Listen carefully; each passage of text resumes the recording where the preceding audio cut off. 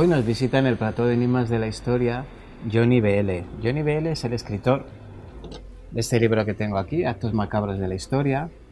Es una lectura amena y amenazadora, un viaje a través del tiempo en busca del origen de la maldad humana. Bienvenido, Johnny. ¿Qué tal? ¿Cómo estás? Pues hola, muy buenas, Roberto, y buenas oyentes y familia de Enigmas de la Historia. Pues muy bien, Sí. encantado de estar aquí un ratito hablando con vosotros sobre esos temas oscuros y macabros sobre los que hay que hablar en voz muy bajita. Bueno, ¿cómo se te ocurrió este libro? ¿De dónde te viene esta afición?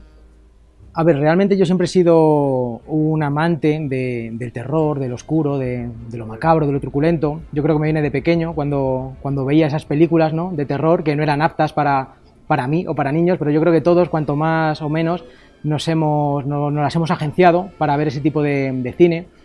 Y siempre me han atraído las historias, la leyenda, la fantasía, los mitos, los monstruos, el terror, lo oscuro. Pero de hecho mi primer libro fueron relatos cortos de terror, de ficción, de fantasía.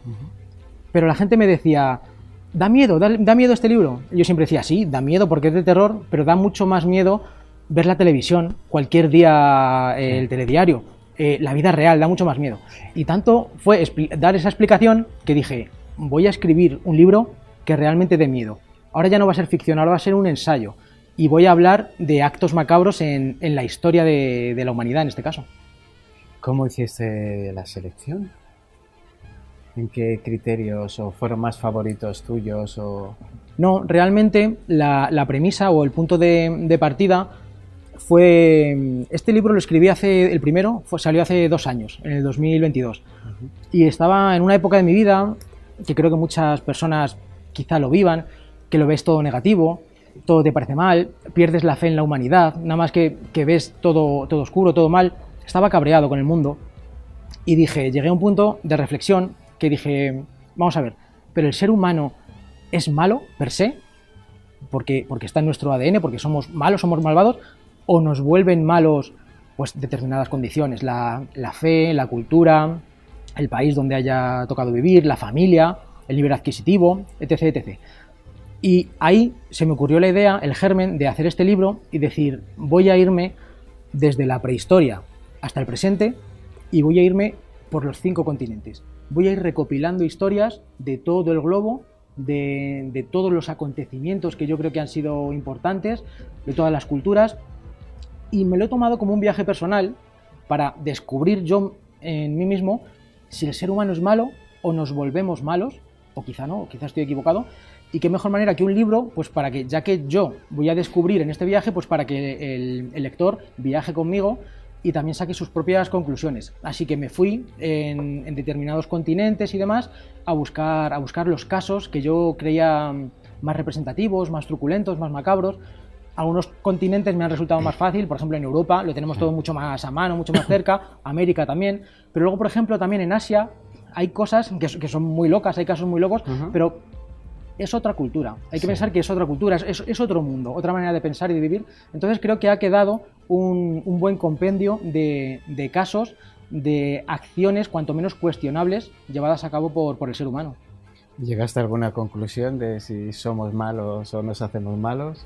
¿O sigues todavía en la lucha? Sigo en mi viaje, sigo en el camino. De hecho luego coordiné la segunda parte. Pero es algo muy curioso que me decía la gente, porque cuando abro el libro, en los primeros compases, doy por hecho que somos malos. Somos malos. Porque sí, porque el ser humano es así. Y ahora voy a investigar. De hecho, abro con 2 reflexiones de 2 pensadores, de Rousseau y Maquiavelo. Sí. 200 años le separan en el tiempo, pero uno aseveraba que el ser humano es bueno, salvo que las sociedades le corrompen. Y sin en cambio Maquiavelo dice que el ser humano es malo, salvo cuando necesita ser bueno. Entonces, tomando ese punto de partida, yo dije, el hombre es malo. Pero cuando terminé mi viaje del primer libro, cambié un poco el chip, cambié mi manera de pensar. Y vi que todos los casos, o prácticamente todos los casos, había algo detrás. Quiero decir, porque hay crímenes de sangre, hay asesinatos, hay algunos casos que dices, madre mía, qué monstruo, qué bárbaro. Pero siempre voy un poco más allá, me voy un poquito más atrás. Luego si quieres hablamos sobre algún caso en concreto, pero ¿por qué ha llegado esa persona a hacer eso? ¿Cuáles son los detonantes? Claro. Y eso también me ha servido para cambiar un poco el chip y decir, bueno, quizá hay alicientes o hay esa chispa que de vez en cuando nos salta a todos y nos hace cometer determinado tipo de acciones. Así que ahora, en este segundo libro, ahora en el 2024, estoy en ese punto en el que creo que me voy a reconciliar un poquito con la humanidad, le voy a dar una segunda oportunidad y creo que somos capaces de lo peor, pero también somos capaces de lo mejor.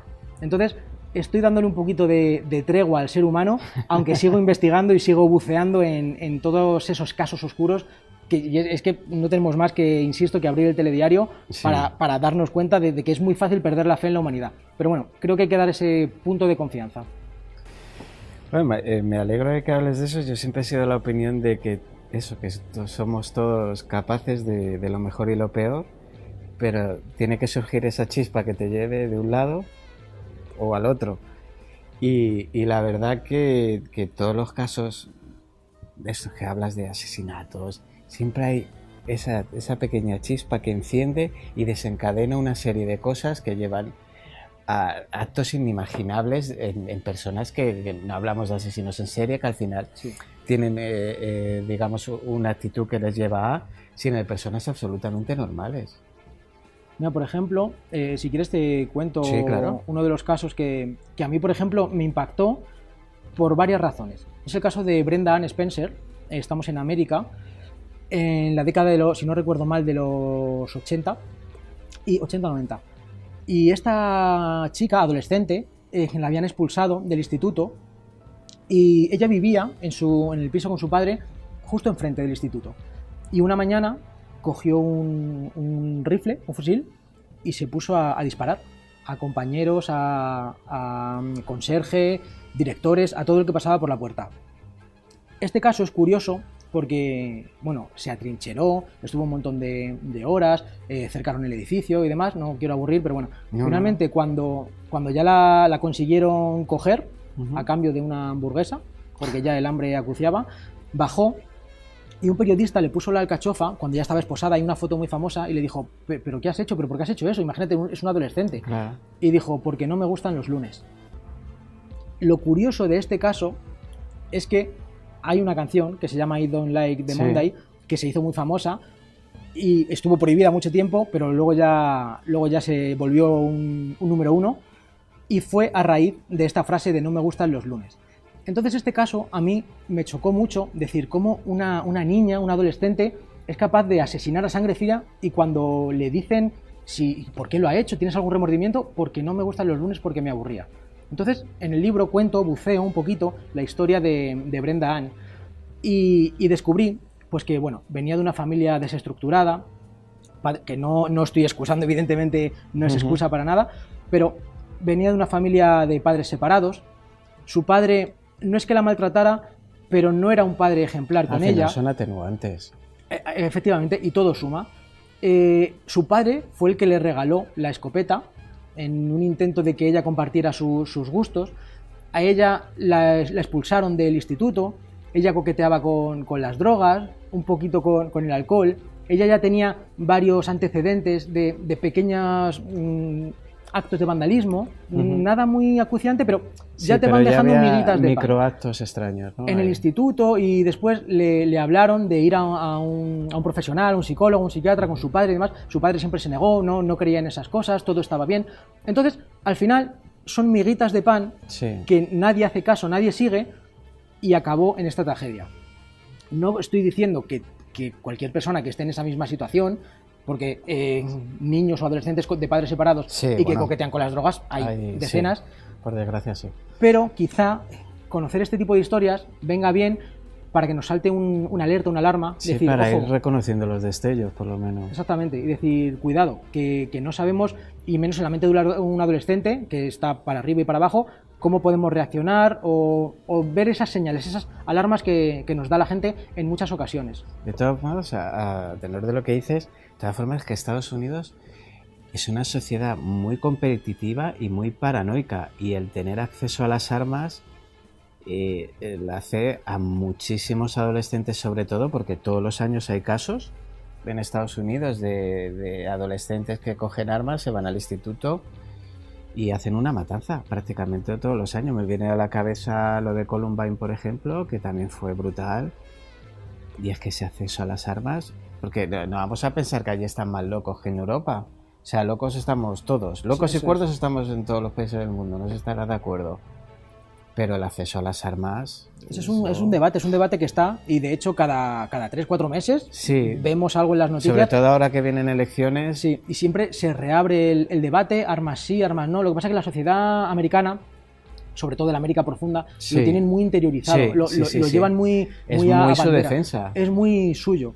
Pero luego, claro, luego vemos todo este tipo de cosas. También a mí me gusta mucho hablar de psicología, de un poquito de la mente humana, y está el síndrome de Amok, que se da sobre todo en adolescentes o en chavales que están sufriendo acoso, sufriendo bullying, maltrato psicológico sobre todo, y lo van aguantando.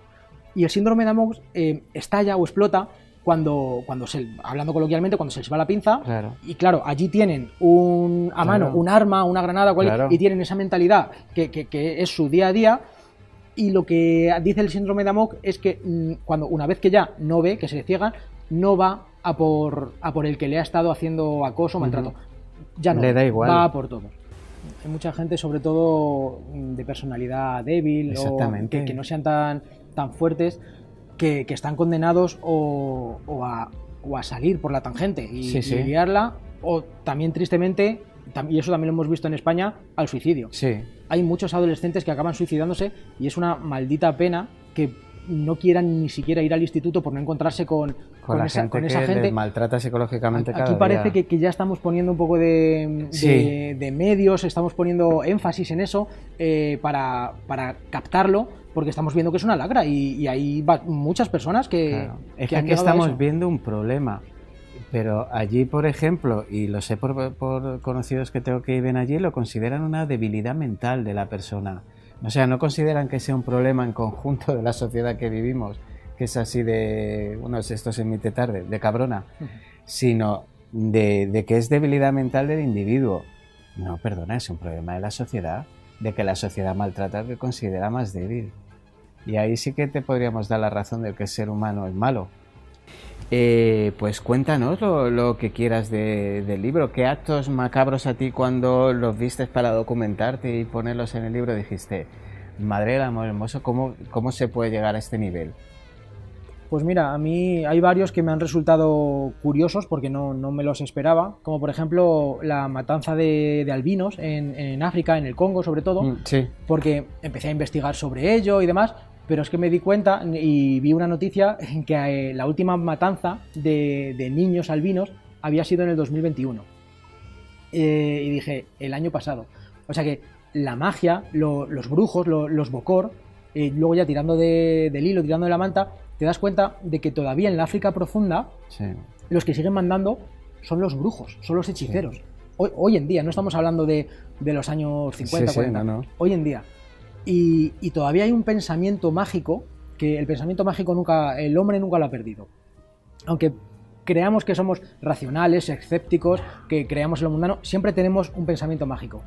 Entonces, en una sociedad, en este caso la africana, que no tiene acceso a la cultura, no tiene educación, lo único que sabe o que a lo que hacen caso, a lo que se atienen, es a su líder supremo. Y en este caso les está diciendo que los niños albinos tienen un poder especial, mágico, curativo, y que cortándoles miembros o bueno, sacándoles las mantecas. Es que parece que estoy hablando de la Edad Media. No. Pero les están diciendo que todo eso les va a ayudar, o incluso se puede comercializar aquí a Occidente, pues lo van a hacer. Y de hecho lo hacen.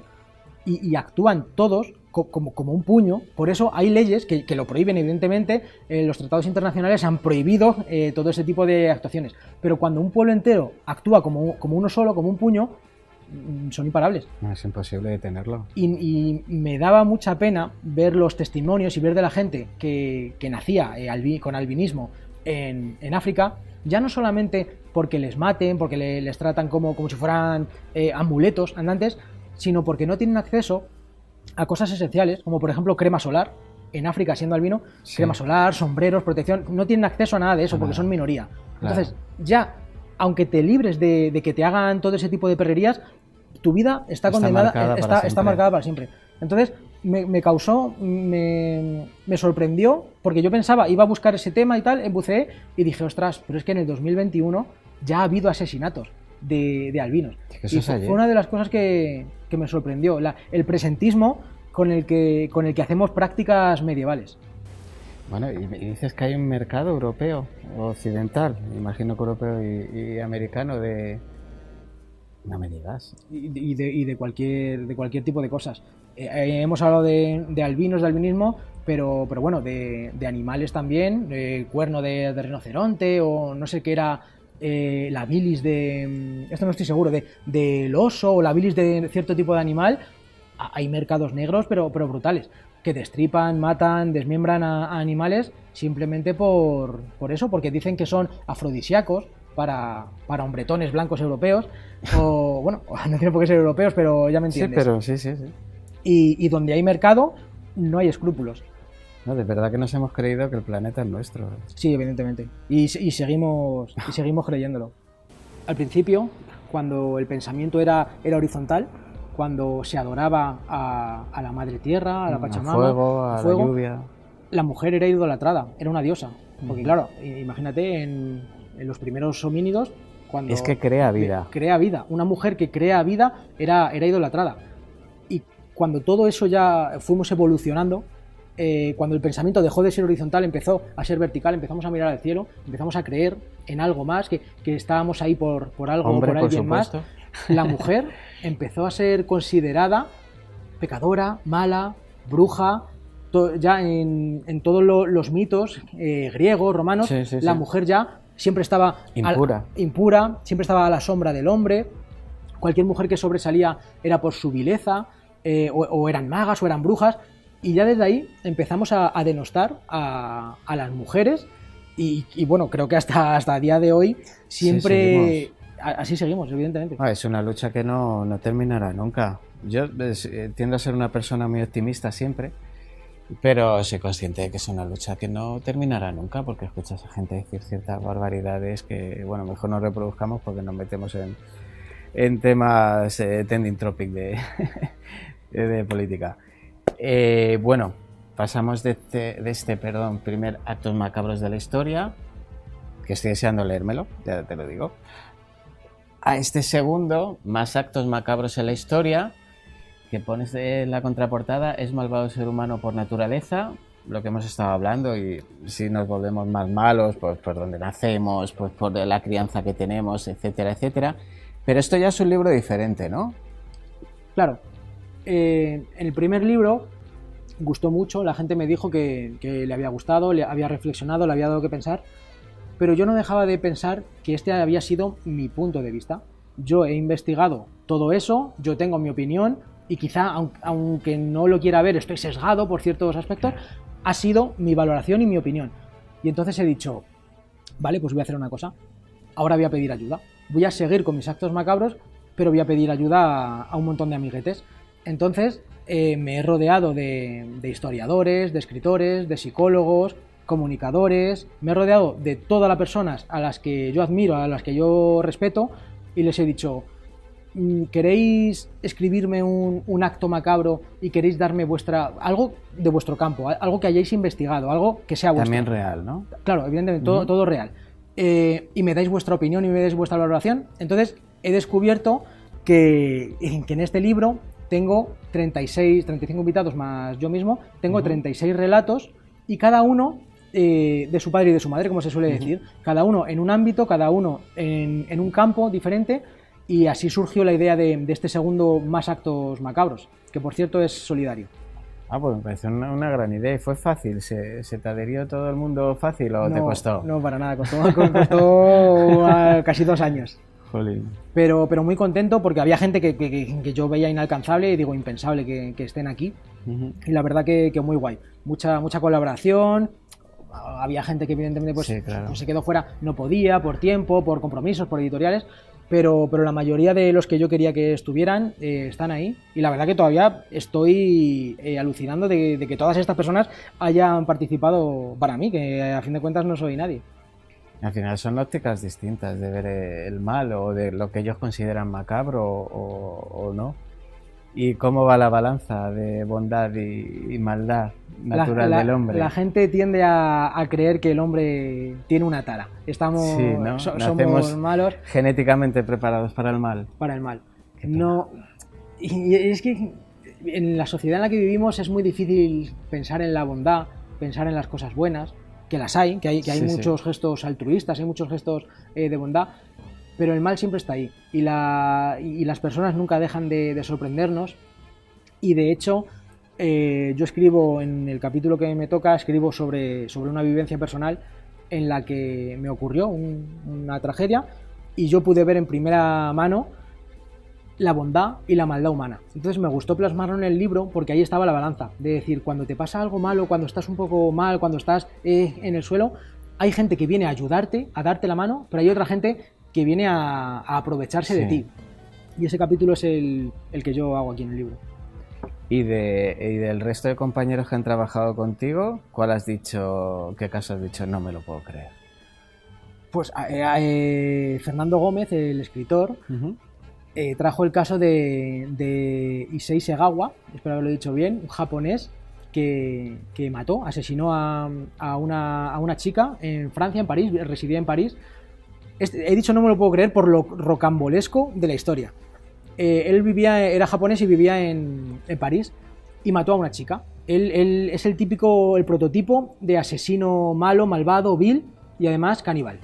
La mató, la descuartizó y se comió partes de ella. Le atraparon las autoridades por un vecino y demás, lo explica muy bien él, y le atraparon y le encarcelaron. Pero ¿qué pasa? Que le encarcelaron en París. Pero ¿qué pasa? Que su padre de él era un hombre poderoso, era un hombre con influencias. Entonces dijo que vale, su hijo lo había hecho mal, pero había que extraditarle a Japón. Craso error, porque en cuanto las autoridades francesas le extraditaron y le llevaron a Japón, al cabo de unos pocos meses, eso ya no se sabe si por influencias, por sobornos, vaya usted a saber, el caso es que al cabo de unos pocos meses el niño estaba en la calle. Bueno, el niño tenía 30 y tantos, sería de nuestra edad. Estaba en la calle. Y hay que ver también la sociedad japonesa en qué estaría pensando, que se convirtió en un rockstar. Iba por la calle y le paraba a la gente para hacerse fotos con él, para que le firmara autógrafos, para que le contara cómo había hecho lo que había hecho. Recordemos que mató, mutiló y se comió a un adolescente, a una persona. Escribió libros, fue a platós de televisión e incluso participó en una vomitiva película porno en la que salía detrás de los actores con un cuchillo y un tenedor. O sea, le convirtieron en una caricatura. Pero esa persona había matado a alguien. Entonces, y al final acabó muriendo de vejez, de la edad. Bueno, tenía una enfermedad, pero a los 70 y tantos años. Así que es un caso que cuando lo leí, dije, pero ¿cómo hemos llegado a este punto, a este nivel? Pero date cuenta, en la sociedad en la que vivimos, vemos cualquier película de cine. El bueno es el bueno, pero el malo es el más guay, es el que mejores armas tiene, es el más chulo, es el que mejores flashes tiene. Bueno, entonces, tienes la fascinación actual por el Joker. Por el Joker, que me parece un personajazo. Yo soy lector de cómics de toda la vida y el Joker es un personajazo. Pero luego ves en redes sociales mensajes optimistas con un psicópata asesino, la imagen de un psicópata asesino como si fuera un tipo guay que sabe lo que es la vida. Eso es que parece que nos atraen los malos, como que nos gustan más, ya desde el cine, desde la literatura, como que les ensalzamos, les ponemos mejor. Y a mí también me resulta muy curioso eso que dices de adolescentes, sobre todo, que mandan cartas en la cárcel a asesinos, incluso se han llegado a casar con algunos de ellos. Y tener hijos con ellos. Sí. Esa es la fascinación por el mal o el no ver más allá, el no ver lo que han hecho, o esa ceguera transitoria que a veces parece que tenemos. Pero mejor es que ser bueno en el mundo es más difícil que ser malo. Y menos gratificante. Menos gratificante. Sí. Al final, siendo malo, tienes esas satisfacciones al instante, porque como no tienes empatía por lo que te rodea, te da igual, lo coges, lo utilizas y lo tiras. Y ya has obtenido esa satisfacción. Pero en cambio, autocultivar tu bondad, ponerte en el lugar del otro es mucho más complejo, más laborioso. Es que quizá las pequeñas taras que tengamos nosotros, como la envidia, como pequeños actos de ira. Son pequeñas taritas, pero que al final van desembocando en una maldad. O sea, si nos educan a que debemos ser o envidiosos, o a que tenemos que tener, mi hijo tiene que tenerlo mejor. Competitivos. Sí, competitivos, lo que hablabas tú antes de la sociedad americana. Si tu hijo tiene el mío tiene que tenerlo más y mejor. Y tú tienes que ser más todavía. Quizá estamos sembrando algo que luego no queramos recoger. Seguro. Bueno, vamos a ir terminando la entrevista. Vamos a intentar terminar con un mensaje un poco optimista, que hemos sido muy... Lo más optimista es que los leáis los dos, ¿vale? El primero y el segundo, que os recuerdo que es sin ánimo de lucro ninguno, ¿vale? Y nada, recomendaros mucho Johnny.